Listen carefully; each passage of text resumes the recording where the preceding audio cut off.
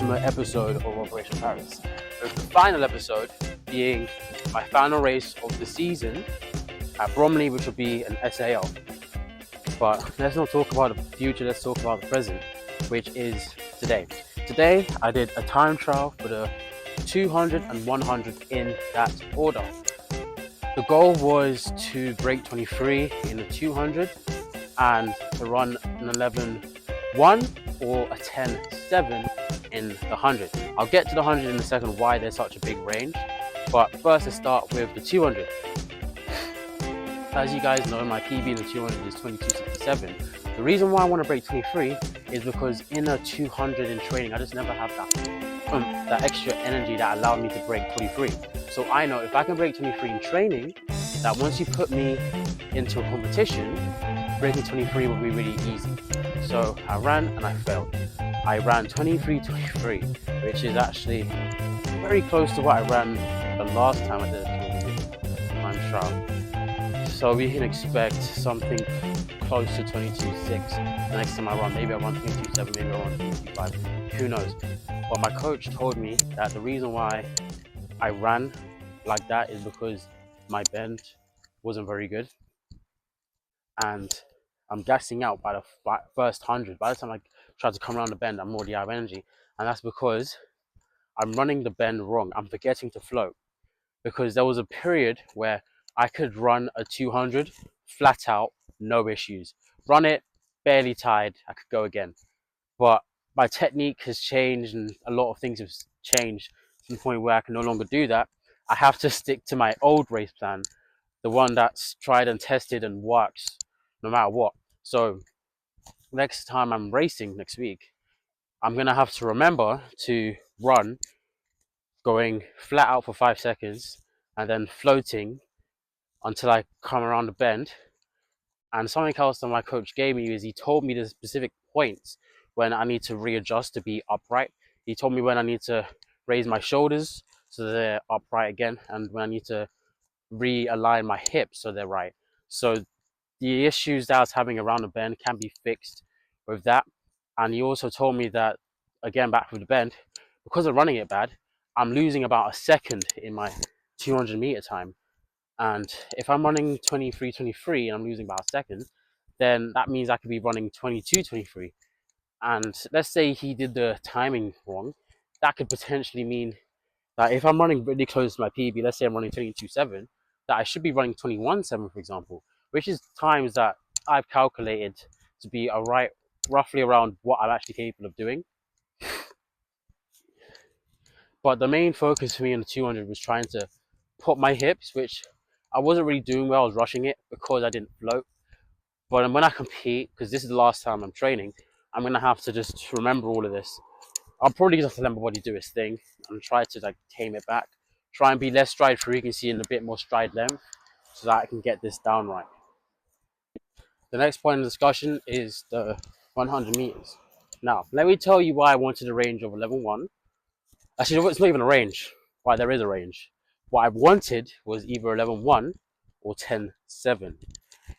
The reason being is if my coach timed it accurately, which I know he's capable of doing, I would run an 11, and if it's a PB, it would be an 11.1. If he timed it inaccurately, I would run a 10-second time, and the fastest I've run with a inaccurate timing is 10.8. This is from him and another coach. So I know if the inaccurate timing was 10.7, I'd probably be running a 10.11, even a 10.0.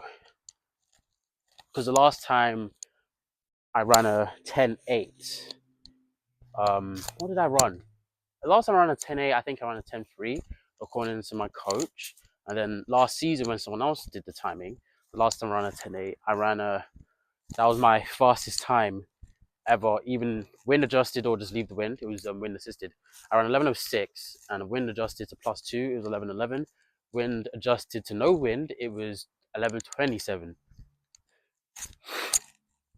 So I know roughly what I should be running based off of what time the hand time gives me. And I'm not sure if I have to say what the time was.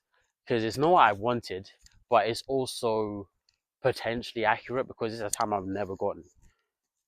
So my coach didn't want to tell me, but he told me. But I'm not sure if I have to tell you guys. So I think I'm gonna do is I'm gonna hold out. I'm gonna hold down what I ran, but just know it was within the 10.7 to 11.1 range. It wasn't either or. Now the 100 was really good, but the issue that I had was on step 4 or 5. It was extremely vertical, which meant I kind of lost a bit of speed.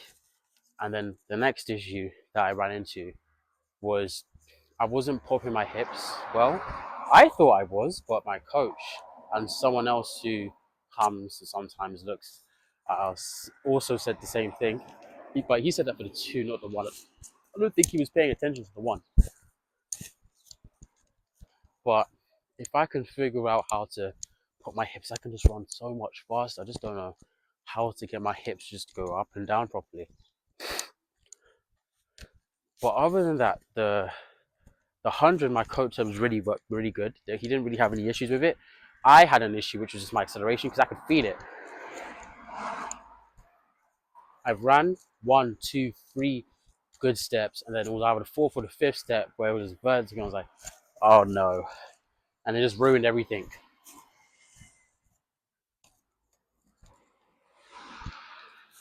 But generally, the 100, I really have no issues with. What I want to do is make sure that the push I feel in the 100 can be replicated in the 2, because I realized that when I did the 100, the release I felt from the blocks was very powerful, but in the 200 it's not even close. So if we could get the 200 block start to be similar to the 100 block start, we could really be traveling. I think it's just a mental barrier where I know I'm going double the distance, and along with that, I know I'm running into a bend, not a straight. If I was running a straight, yeah, I'd probably be able to do it, but I'm not. So if I can get the 2 to have similar starts, then we can see something good. I think the issue is I might need to push the blocks back in the 200 by like an inch, or maybe even half an inch, because I feel really tight in the 200 setup, but when I'm in the 100 setup, I don't feel tight at all. I feel compact and powerful instead of tight and tense. But overall, that's the session done. There's not much I can really do. What I have is what I have. I can fix a few of the problems on the day, hopefully, but beyond that, we just have to pray to God that everything goes well. It's all out of my hands now. I've done what I can. This season has been a roller coaster of emotions, from having a bad starting the season with a hip injury and then heating that up a bit, and then doing an off season, but it's really poor for personal reasons, and then injuring my knee like what 3, 4, maybe even 5 times. I've lost count. Even though I improved so hard in the season, in not off season, sorry, pre-season indoors, to the point where even though my knee was injured, I still managed to go to Bucks Nationals and PB in a 60, even though it was only 0.01. When you consider the fact that my knee was injured and I did that, it's like really shocking to really just take in. I couldn't have a good start, but I still ran a PB 60 meter, and I'd say I could probably move about 0.1 from that time. Though let's not get into speculation. There's no need. We can turn speculation into reality next season. But what I'm gonna say is, can't wait for this competition in Bromley, the SAL, the final SAL, where I'll be honest, my competition again looked out of D1, and I just want to see what I can do. I am pretty much unconditioned. My mental state is poor because I've lost pretty much every race I've been in, but when it comes to technical prowess, it's the best it's ever been. Considering the fact that I'm hitting PBs, even though I'm just not there physically, to just go to show how technically sound I am, which I'm really excited for next season. As long as I can stay healthy next season, you can see my time just drop based off of this. Once I get the power into my legs again, the time will just drop. Because I would say last season was a 100-meter season, whilst this season has really just been 200. That's the only thing that's really moved, and that's what I really focused on because it was really moving as well. But I hope next season it can be 1 and 2, not just 1 or 2 for a season where we work on both of them and push them forwards together. But overall, like I've said, I'm really excited. I want to know what I'm going to do. Put comments down what you guys think I'm going to run. I saw someone commented, well, to you guys, it's probably a month ago,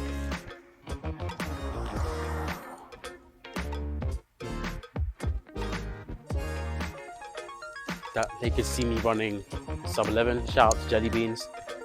I remember you from some of my videos, including the Q&A that I did. I want to run sub 11, but I'm not sure if I deserve it. But something weird about this sport is you might think you don't deserve it and you guess it anyway. We're just gonna have to see how technically sound I am, because that's all I can really run on. I just need to keep my technique how it is and execute to the best of my abilities. Not my best of abilities on the day, but the best of my abilities in total, and see how close we can get. Maybe we'll run a 10-9. I don't know. Maybe we'll run an 11-1. But I just hope for at least a PB. See you guys in the next episode.